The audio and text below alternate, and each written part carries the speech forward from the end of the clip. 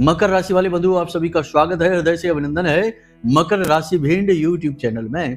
तो मकर राशि वालों, सावधान हो जाओ। तूफान की तरह जीवन में एक घटना घटने वाली है।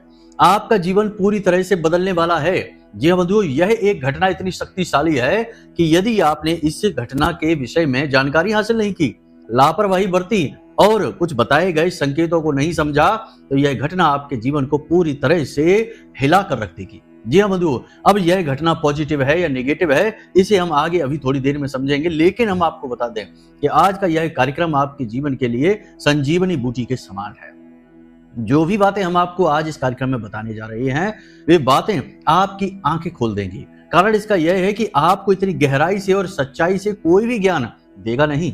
हमारे टाइटल में और हमारी बातों में थोड़ी सख्ती अवश्य हो सकती है, लेकिन हम सख्ती इसीलिए करते हैं क्योंकि आपका ध्यान खींचना और आपको सही ज्ञान देना बहुत अधिक आवश्यक होता है। क्योंकि जीवन की भाग दौड़, उठापटक में, खींचतान में और दिन प्रतिदिन की परेशानियों में उलझकर आप भूल चुके हैं कि जीवन किस तरह जीना है, किस तरह खुशियों को लेकर आना है और किस प्रकार एक सुखमय जीवन बनाना है। जी हाँ बंधुओं, आप वही दिन भर की भाग दौड़ में सुबह से लेकर रात तक लगे रहते हैं और आपको अंत में जाकर कुछ खास प्राप्त होता नहीं है और सिर्फ निराशा और सिर्फ दुख, तकलीफ, परेशानी और एक नई टेंशन लेकर आप घर आ जाते हैं। तो इन सब के बीच आपको तेजी से हिलाना, झकझोर कर रख देना और फिर आपके दिमाग में शुद्ध विचार डालना, सात्विक विचार डालना और कुछ जरूरी सूत्र और संकेत डालना, ये बहुत आवश्यक है। तभी आपको समझ में आएगा कि हम आपसे क्या कह रहे हैं। कहने का मतलब यह है कि भाषा शैली पर ध्यान न दीजिए और ना ही कहने की विधि पर ध्यान दीजिए। क्या कहा जा रहा है यह अधिक महत्वपूर्ण है। गुरु किस प्रकार कह रहे हैं, इसमें ज्यादा ध्यान देने की आवश्यकता नहीं होती। गुरु क्या कह रहे हैं यह अति आवश्यक है। तो आज हम आपको बताने वाले हैं एक ऐसी महत्वपूर्ण घटना के विषय में जिसे यदि आपने समझ लिया, जान लिया, तो आपका उद्धार निश्चित है। समझ लीजिए कि स्वयं भगवान आपकी तरक्की के लिए हाथ आगे बढ़ाने वाले हैं। जी हाँ बंधुओं, बहुत ही कम लोग समझ पाते हैं इन संकेतों को। जैसे कहा जाता है ना कि विनाश काले विपरीत बुद्धि। ये कहावत क्या दिखाती है कि जब इंसान का विनाश काल आता है तो उसकी बुद्धि विपरीत हो जाती है। ठीक इसी प्रकार कहावत ऐसी भी होती है कि भगवान की भाषा सांकेतिक होती है। भगवान कोई भी काम, किसी भी तरीके से जीवन में बदलाव लेकर यदि आना चाहते हैं तो वे संकेत देते हैं और कहीं ना कहीं से किसी प्रकार के तार जोड़ने की कोशिश करते हैं। तभी तो आपने देखा होगा कि अचानक से जीवन में कुछ ऐसा घटित हो जाता है कि आप सोच में पड़ जाते हैं कि यह कैसे। कोई ऐसा व्यक्ति जो हमेशा आपकी बुराई करता था, अचानक आगे बढ़कर आकर आपकी मदद करने को तैयार हो जाता है। आप सोच में पड़ जाते हैं कि यह कैसे हो सकता है। कभी बर्बादी होनी होती है तो जहां आपने सब कुछ सही सोच रखा था, कोई बर्बाद होने की या परेशान होने की गुंजाइश ही नहीं थी, वहां जबरदस्त घाटा हो जाता है, परेशानी आ जाती है, आप सोच में पड़ जाते हैं। कहने का मतलब यह है कि अचानक से कोई ऐसी घटना घट जाती है जो कि आपका ध्यान खींचती है और आप सोच में पड़ जाते हैं कि यह आखिर कैसे हो गया। तो ऐसी ही एक विचित्र घटना अब आपके जीवन में घटने वाली है। ईश्वरीय संकेत है। इस घटना से आपका जीवन कैसे जुड़ा है, कैसे यह आपको प्रभावित करेगी, जल्दी ही आपको बताएंगे। साथ ही एक बेहद महत्वपूर्ण ज्योतिषीय सूत्र आपको आज हम बताएंगे। वैसे तो हम अपने हर कार्यक्रम में कुछ न कुछ बताते ही हैं। इस तरह आप स्वयं ही अपनी कुंडली को धीरे धीरे समझ लेंगे और खुद ही गुण और दोष जान जाएंगे। ठीक है, छोटी छोटी समस्याओं के निराकरण के लिए आपको बार बार ज्योतिषियों के पास नहीं भागना है। तो सबसे बड़ी बात है कि हम आपको बता दें कि आपकी कुंडली, जन्म पत्री को आपको देखना है। जन्म पत्री में 12 भाव होते हैं जो 12 राशियों को दिखा रहे होते हैं। उनमें सबसे महत्वपूर्ण भाव होता है जो उसे लग्न भाव कहते हैं। वैसे तो केंद्रीय भाव 4 भाव होते हैं, लेकिन उनमें भी सबसे महत्वपूर्ण भाव लग्न होता है, क्योंकि लग्न आप स्वयं खुद हो।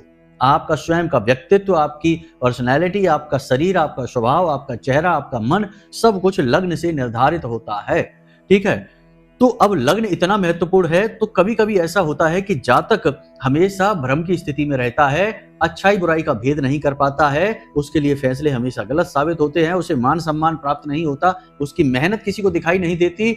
वह किसी के लिए कितना भी करे जीवन में, लोग पलटकर उसको हमेशा बुरा ही बोलते हैं और उसका साथ देना तो दूर, लोग उसके साथ खड़े तक नहीं रह पाते हैं और वह मुसीबत के समय अकेला का अकेला ही रहता है। शारीरिक कष्ट भी उसे रहता है, धन का कष्ट भी उसे रहता है और दिल भी उसका टूटता रहता है, रिश्ते नातों में भी हमेशा उसके प्रति नकारात्मक भाव रहते हैं, तो समझ जाइए कि ऐसी स्थिति में लग्न आपका दोष है, यानी कि लग्न दोष आपकी कुंडली में उत्पन्न हो चुका है।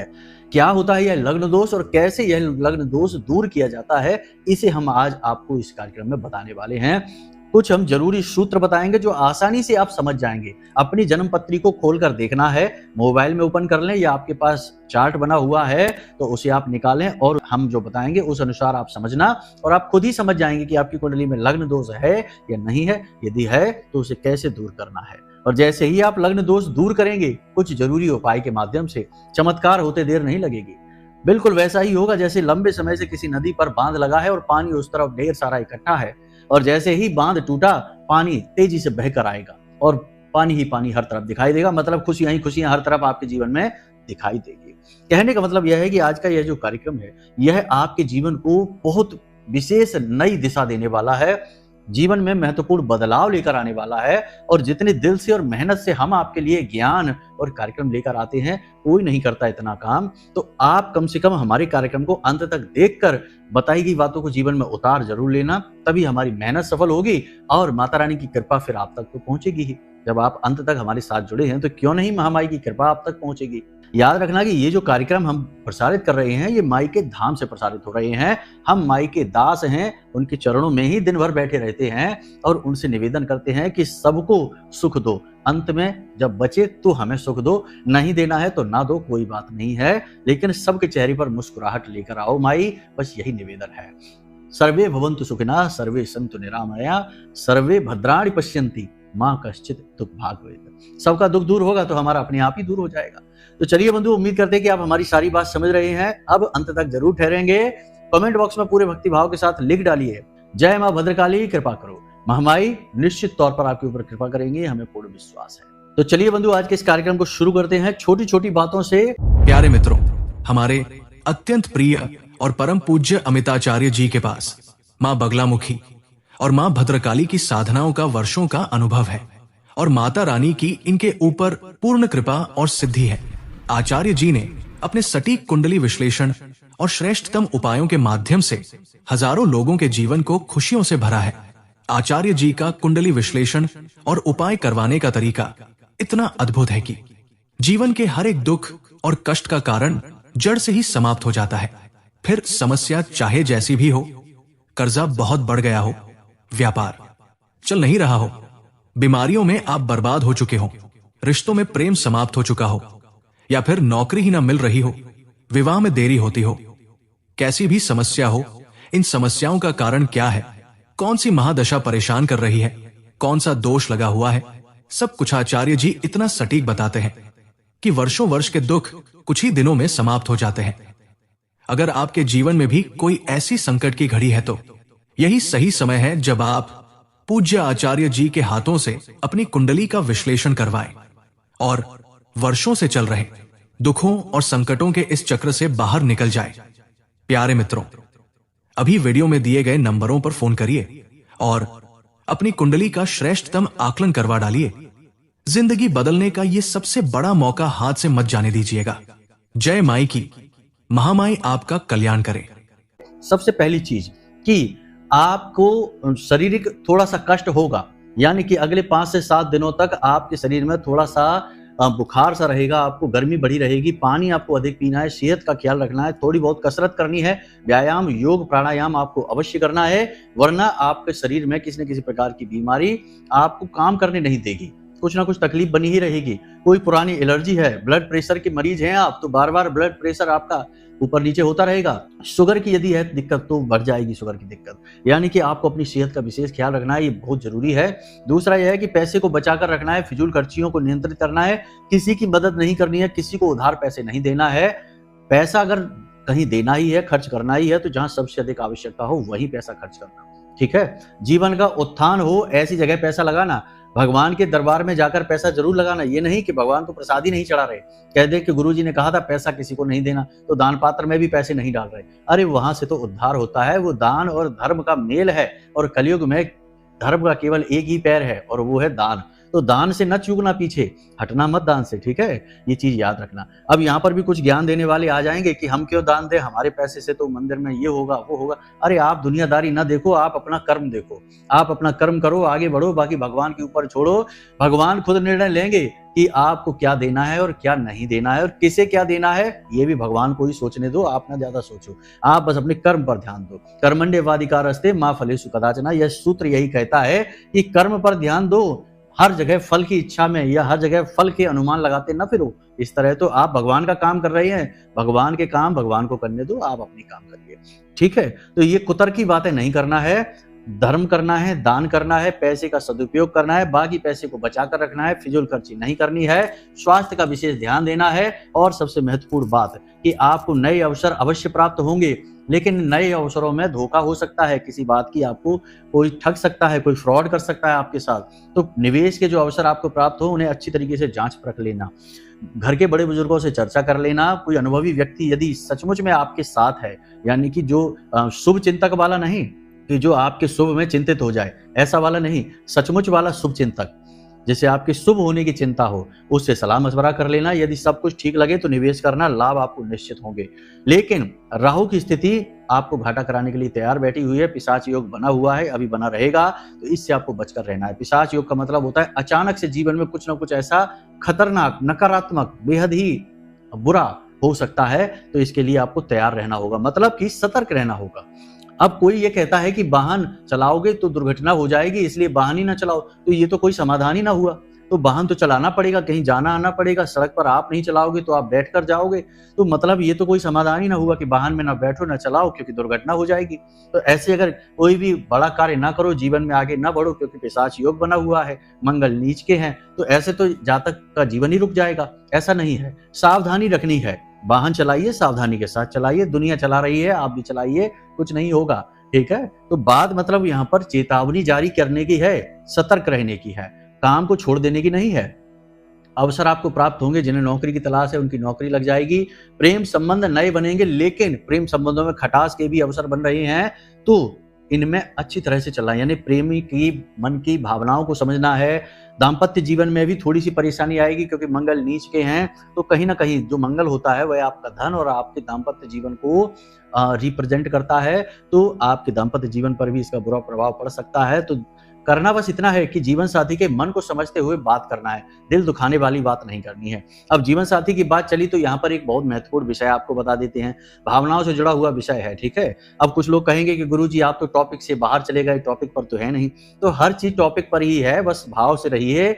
देखिए, आपकी जो धर्मपत्नी है वह आपके साथ रहती है, आपके पास यदि बेटी है तो आप अपनी बेटी की आंखों में आंसू जब देखते हैं, या आपकी बेटी कोई इच्छा, कोई डिमांड करती है, तो आप तुरंत जाकर उसकी इच्छा पूरी कर देते हैं।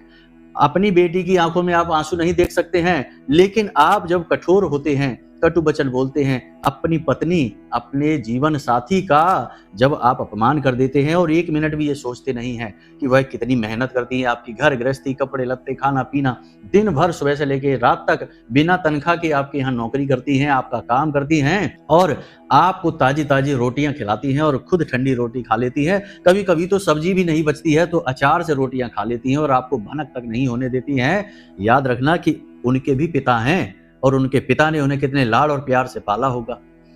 आप अपनी बेटी के चेहरे को एक बार जरूर देख लेना और यही मंजर याद कर लेना कि जब इसका विवाह होगा तो विवाह के बाद इसे भी ऐसा ही समय गुजारना पड़ेगा, तो आपका दिल दहल जाएगा इस बात को सुनकर, याद करके ही कि आपकी बेटी जब रूखी सूखी रोटी खाएगी, दूसरों के ताने सुनेगी और हर इंसान के क्रोध को, गुस्से को सहेगी और चुपचाप अंदर ही अंदर घुटेगी, तो ऐसा भाव यदि आप अपनी पत्नी के लिए भी लेकर आए कि वह भी किसी की बेटी है, वह भी किसी की कन्या है, किसी ने उसे कितने प्यार से पाला और आपको सौंप दिया जीवन भर के लिए, तो आप अपनी धर्म पत्नी को यदि किसी भी प्रकार से दुख पहुंचाते हैं, कष्ट पहुंचा देते हैं, दिल दुखा देते हैं, तो सीधी माता लक्ष्मी से आपकी दुश्मनी हो जाती है, आपका शुक्र 100% आपका खराब हो जाता है, कोई दुनिया का उपाय इसे ठीक नहीं कर सकता। आपका शुक्र आपके घर में ही है, आपकी धर्म पत्नी ही आपका शुक्र है। दाम्पत्य जीवन शुक्र पर निर्भर करता है, लक्ष्मी माता का आगमन शुक्र पर निर्भर करता है, आपके मन का चैन सुकून शुक्र पर निर्भर करता है। तो बस इसे याद रखिए, ये बहुत बड़ा सूत्र है। हम ये नहीं कहते कि हर अनाप शनाप अनर्गल बात को आप मान लीजिए, सारी गलती पुरुषों की ही होती है, ये भी नहीं है, लेकिन कई घटनाओं में और ज्यादातर घटनाओं में पुरुष हावी होने की कोशिश करते हैं और महिलाएं दब जाती हैं। तो ऐसी स्थिति में निश्चित तौर पर पुरुष का शुक्र खराब हो जाता है, धन के लिए वह पुरुष व्याकुल घूमेगा, ये गारंटी है इस बात की। तो इन भावों को जरा अपने मन में विचार करके रखना, फिर आगे जीवन में बढ़ना। अब ध्यान से सुनिए, इस एक घटना के विषय में चर्चा करने जा रहे हैं। घटना बहुत ही अच्छी है, बहुत ही पॉजिटिव है, बस आपको समझना पड़ेगा। देखिए, आप लंबे समय से किसी विशेष योजना पर कार्य करना चाहते थे, कर नहीं पा रहे थे, रुके पड़े थे। नौकरी की तलाश कर रहे थे, नौकरी मिल नहीं रही थी, बहुत दिनों से घूम रहे हैं, चक्कर काट रहे हैं। शारीरिक कष्ट है, किसी भी प्रकार का कष्ट हो, किसी भी तरीके की समस्या हो आपके जीवन में, आपको एक बहुत बड़ी मदद मिलने वाली है। मदद दो तीन तरीके की होगी, ध्यान से समझना। आपको सपने के माध्यम से आपके देवी देवता, पितृ पूर्वज संपर्क करने की कोशिश करेंगे।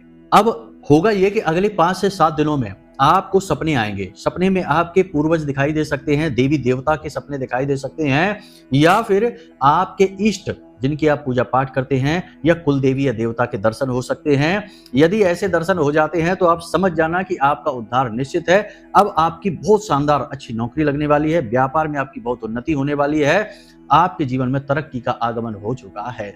अब जो देवी देवता आपको सपने में संपर्क करेंगे, वही देवी देवता आपको किसी न किसी एक ऐसे व्यक्ति से भी मिलवाएंगे जिनके मिलने से आपको सचमुच में ज्ञान, तरक्की, उद्धार, परेशानियों से मुक्ति प्राप्त होगी।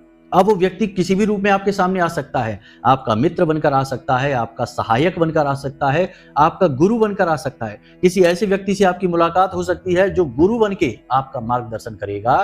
तो आपको अपने जीवन पर नजर रखनी है कि आपके जीवन में सपोर्ट करने कौन आगे बढ़ रहा है।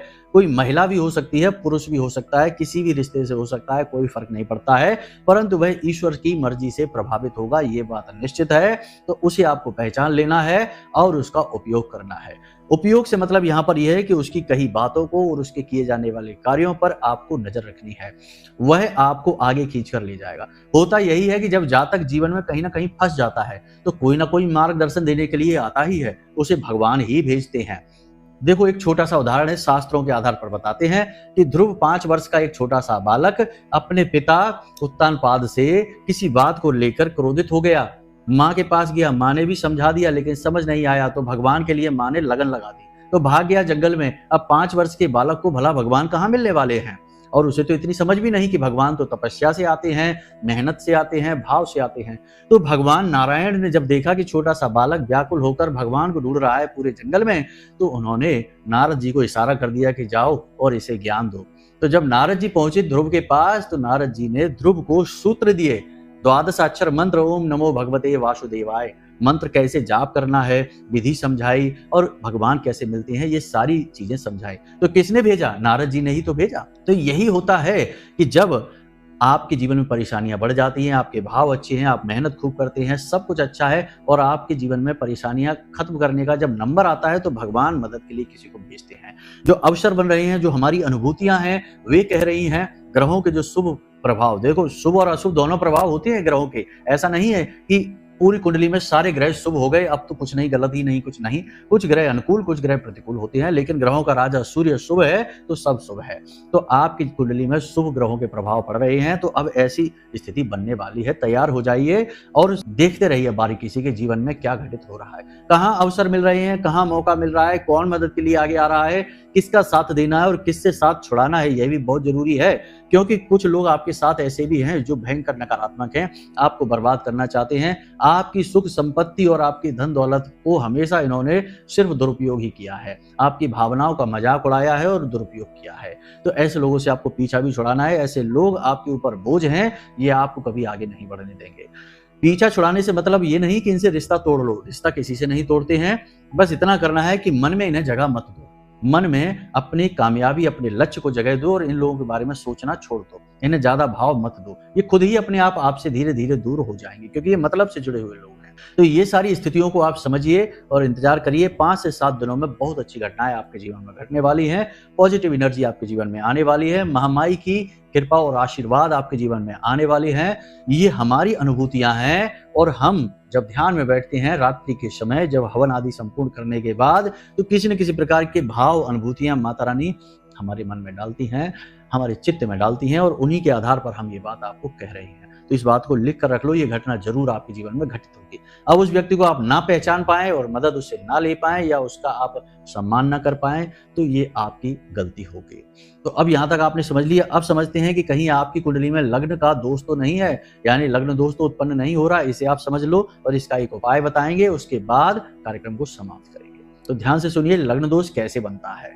तो ध्यान से सुनिए, देखिए आपकी जो कुंडली आपने खोली है, उस कुंडली में देखिए कि हर एक जो भाव है, हर एक जो चौखाना बना हुआ है, उसमें एक नंबर लिखा हुआ है। जैसे मानकर चलते हैं काल पुरुष कुंडली है या कोई भी आपकी कुंडली मान लेते हैं कि जो पहला भाव है वो लग्न का भाव है, यानी जो चौखाना है, ऐसे करके 12 चौखाने बने होंगे। तो पहला जो भाव है उसमें जो नंबर लिखा हुआ है, मान लेते हैं उसमें 1 नंबर लिखा हुआ है, तो उसका स्वामी है मंगल, क्योंकि वो मेष राशि है। इसी प्रकार मानकर चलते हैं कि 7 नंबर लिखा है तो उसका स्वामी है शुक्र, यानी लग्नेश हुआ शुक्र। तो इस प्रकार जो भी राशि वहां लिखी हुई है, नंबर का मतलब होता है राशि, 1 से लेके 12 तक राशियां होती हैं, मेष वृष मिथुन कर्क सिंह कन्या तुला वृश्चिक धनु मकर कुंभ मीन। तो इस प्रकार आपकी 1 से लेके 12 तक राशियां होती हैं। तो देखिए थोड़ा बारीक है, हाँ समझते जाना, लेकिन ये आपके बड़े काम की चीज है और बहुत जल्दी काम करेगी। ये सबसे जल्दी काम करेगा ये सूत्र आपके ऊपर, इसका रिजल्ट आपको बहुत जल्दी दिखेगा। ठीक है, तो आपको देखना है कि आपके लग्न में कितना अंक लिखा हुआ है। ठीक है, मान लेते हैं 1 अंक लिखा है, तो इसका मतलब है कि वो मेष राशि है और मेष राशि का स्वामी मंगल है। ठीक है, मान लेते हैं कि 2 अंक लिखा हुआ है, तो वृष राशि है, वृषभ राशि, और उसका स्वामी शुक्र है। मान लेते हैं कि वहां पर 4 नंबर लिखा हुआ है, 4 का अंक लिखा है, तो यानी कर्क राशि है, तो उसका स्वामी जो है वही चंद्रमा है। ठीक है, इस प्रकार आपको देखना है कि वहां कौन सा नंबर लिखा हुआ है। ठीक है, अब आपने देख लिया, चलो मान लिया, मान लेते हैं कि वहां पर लिखा हुआ है 4 नंबर। ठीक है, 4 नंबर यानी कि आपका लग्नेश, यानी लग्न का ईश्वर, लग्न का स्वामी कौन हुआ? चंद्रमा, क्योंकि कर्क राशि का स्वामी कौन है? चंद्रमा है। ठीक है, यहां तक समझ में आ गया। अगर 11 लिखा है तो शनि हुआ। ठीक है, तो ये चीज है। अभी 4 पर चलते, मानकर चलते हैं कि लग्न में 4 अंक लिखा हुआ है। ठीक है, तो उसका स्वामी चंद्रमा है, यानी आपका लग्नेश चंद्रमा है। ठीक है, ये देख लिया आपने। अब लग्नेश की स्थिति कुंडली में देखो कि कहां, यानी चंद्रमा आपकी कुंडली में किस भाव में लिखा हुआ है, चंद्रमा किस भाव में बैठा हुआ है। अगर चंद्रमा आपकी कुंडली में 6ठे, 8वें और 12वें भाव में बैठ गया तो ये लग्न दोष बना देता है, लग्नेश आपका दूषित हो गया। ठीक है, पहली चीज तो ये तो एक सूत्र हो गया, लग्नेश के साथ ही सारे सूत्र चलेंगे। ठीक है, तो ध्यान से देखते चलना है। तो ये पहला सूत्र है। अब दूसरा सूत्र ये है कि यदि लग्नेश के आगे के भाव में या पीछे के भाव में या साथ में पापी ग्रह आकर बैठ जाते हैं, जैसे कि शनि है, मंगल है, राहु है, ये पापी ग्रह हैं, तो ये ग्रह आकर बैठ जाते हैं तो लग्नेश आपका दूषित हो जाता है और लग्न दोष उत्पन्न हो जाता है। अब ये 2 सूत्र हो गए। वैसे तो बहुत सारे सूत्र लगते हैं इसमें, लेकिन ये 2 सूत्र, तीसरा सूत्र आप और समझ लो। देखो ये थोड़ा सा और बारीक हो जाएगा, समझ लेना, तो आपको बहुत सारी हिंट यहाँ पर मिल जाएगी। तो आपकी कुंडली का जैसे आपने लग्नेश का पता लगाया, ऐसे ही देखना है 6वें, 8वें और 12वें, 6वें, 8वें और 12वें भाव के जो स्वामी हैं, यानी उनमें जो राशि लिखी हुई है उसके जो स्वामी हैं वो अगर लग्न में जाकर बैठ जाते हैं तो लग्न दोष उत्पन्न हो जाता है। ठीक इसी प्रकार यदि वो राशि के स्वामी यानी 6ठे, 8वें और 12वें भाव के जो राशि के स्वामी हैं वे लग्नेश के साथ बैठ जाते हैं तब भी लग्न दोष उत्पन्न हो जाता है, या फिर लग्नेश के साथ में शनि, राहु और मंगल बैठ जाते हैं तो लग्न दोष उत्पन्न हो जाता है। यानी कि लग्न दोष, वैसे तो और भी बहुत नियम है लेकिन वो बहुत बारीक हो जाएंगे, ये मोटे मोटे नियम हमने आपको बता दिए हैं। इनसे आप देख पाएंगे कि आपकी कुंडली में कहीं कोई लग्न दोष तो नहीं है। यदि लग्न दोष आपकी कुंडली में निकल आता है तो समझ जाइए कि आपकी उन्नति, उद्धार हो ही नहीं सकता जब तक कि आप अपने लग्नेश को मजबूत नहीं करेंगे। यानी आपका जो रथ है जीवन का, उसका जो सारथी है वही बीमार है। अब रथ जो है ना वो सही दिशा में चलेगा ही नहीं, क्योंकि सारथी अपनी तकलीफों से ही जूझ रहा है, वह आपकी यात्रा के बारे में कैसे सोचेगा। तो फिर आपको अपने लग्नेश को मजबूत करना होगा। अब हर ग्रह के अपने स्वभाव होते हैं और उपाय होते हैं। जैसे मानकर चलिए कि आपके चंद्रमा की ही बात करते हैं कि आपका लग्नेश यदि चंद्रमा है तो चंद्रमा से जुड़े आपको उपाय करने होंगे, यानी भोलेनाथ को कच्चा दूध समर्पित करना होगा। ठीक है। अपने हाथ में सफेद यानी चांदी का चूड़ा पहन सकते हैं, कड़ा पहन सकते हैं, या फिर चाहे तो कोई भी सफेद रंग का कड़ा चूड़ा आप पहन सकते हैं। यानी चांदी का उपयोग जल को घर में बचा कर रखना, जल बर्बाद नहीं होना है, नलों से पानी नहीं टपकना चाहिए, तो जल दूषित नहीं होना है और पानी वगैरह टपकना नहीं है। और भोलेनाथ को लगातार 21 दिनों तक कच्चा दूध शिवलिंग पर समर्पित करना है। आपका चंद्रमा दुरुस्त हो जाएगा, लग्नेश मजबूत हो जाएगा और आपकी जिंदगी में मौके अवसरों की बाढ़ आ जाएगी। ठीक है, ये हो गया। ऐसे ही लग्नेश जो भी है आपका, उसका आप पता लगा लीजिए कि ये दूषित है तो ये लग्न दोष बना रहा है, और जो भी ग्रह है उस ग्रह के आप उपाय करना है।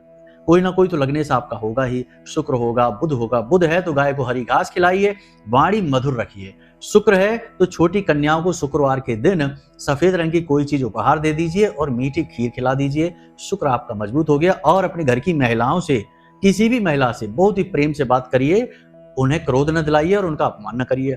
इसी प्रकार सूर्य है तो सूर्य देवता को जल समर्पित करिए। ओम गृहणी सूर्याय नमः, यह मंत्र जाप करिए। इस प्रकार आपके जो भी ग्रह बनते हैं उनके अपने अलग अलग कई उपाय होते हैं। फिर कार्यक्रम बहुत लंबा हो जाएगा यदि ये सारी चर्चाएं करेंगे, तो फिलहाल में आप खुद ये अंदाजा लगाइए और उसके बाद में आप उपाय के लिए हमसे पूछ सकते हैं, हम आपको बता देंगे उपाय। मैसेज करके पूछ सकते हैं, कमेंट में पूछ सकते हैं, कहीं भी पूछ सकते हैं। ठीक है, तो ये सारी बातें आपने समझ ली। अब एक छोटी सी हिंट कि अगर आपकी कुंडली में बुध के साथ राहु बैठा है तो आपका दोस्त हमेशा धोखेबाज होगा। पार्टनर, बिजनेस का पार्टनर जो होगा वो हमेशा धोखेबाज होगा। अलर्ट रहना, सतर्क रहना। फ्रॉड उसी के साथ होगा, वो आपके साथ करेगा और वह कभी व्यापार में, दोस्ती में आपको भरोसा नहीं दे पाएगा। ये एक सूत्र है। अगला सूत्र किसी अन्य कार्यक्रम में बताएंगे, बहुत ही महत्वपूर्ण है। ये सूत्र इतना शक्तिशाली है कि जिसकी कुंडली में ये युति, ये सूत्र बन जाता है, वह जीवन भर शनि की 7.5 का दुख भोगता है। अब 7.5 7 वर्ष में इंसान की कमर तोड़ देती है, हालत खराब कर देती है। और यदि ये युति, ये योग यदि किसी जातक की कुंडली में बन जाता है तो जीवन भर 7.5 उसे भोगनी पड़ती है। इतना भयंकर नकारात्मक योग है, लेकिन इसका भी तोड़ है। अगले कार्यक्रम में बताएंगे कि ये कौन सा योग है और इसका क्या तोड़ है। आपकी कुंडली में कहीं ये योग तो नहीं बना, इसीलिए तो आपके जीवन में दुख तो नहीं है। बस इतना सा आप समझ लीजिए। बाकी अगले कार्यक्रम में आपको बताएंगे। महामाई आपका कल्याण करें। यदि कोई प्रश्न आपके मन में उठे तो आप कमेंट करके पूछ लें, या फिर यदि कोई प्रश्न आपके मन में बने तो नंबर हमने वीडियो में दे रखे हैं, उन पर फोन करिए, सारी जानकारी ले लीजिए। और कुंडली का विश्लेषण यदि कराना है तो कोई बात नहीं है, आप अपनी जानकारी दे दीजिए, फोन कर लीजिए। एक छोटी सी दक्षिणा के साथ हम आपकी कुंडली का विश्लेषण करके आपको दे देंगे। आपके जीवन की बाधाएं क्या हैं और उनसे निवारण क्या है, सब कुछ आपको बता देंगे। जिंदगी सुखमयी हो जाएगी। चलिए बंधु, आज के इस कार्यक्रम को यही विराम देते हैं। हमेशा हंसते रहिए, मुस्कुराते रहिए, सकारात्मक रहिए। महामाई पर अपनी आस्था और विश्वास बनाकर रखिए, आपका कल्याण होगा। जय माई की। हमारे प्रिय और परम पूज्य आचार्य जी ने अपनी साधनाओं के अनुभवों पर आधारित शक्तिशाली उपाय और क्रियाओं के माध्यम से हजारों लोगों के जीवन को पूरी तरह से बदला है। आचार्य जी के द्वारा बताया गया हर एक उपाय इतना सटीक और कारगर होता है कि जो भी इसे पूरे भाव के साथ कर लेता है उसे साक्षात महामाई की कृपा और आशीर्वाद प्राप्त हो जाती है। इसलिए निसंकोच इन उपायों को पूरे भाव के साथ करिए, आपका कल्याण होगा। जय माई की।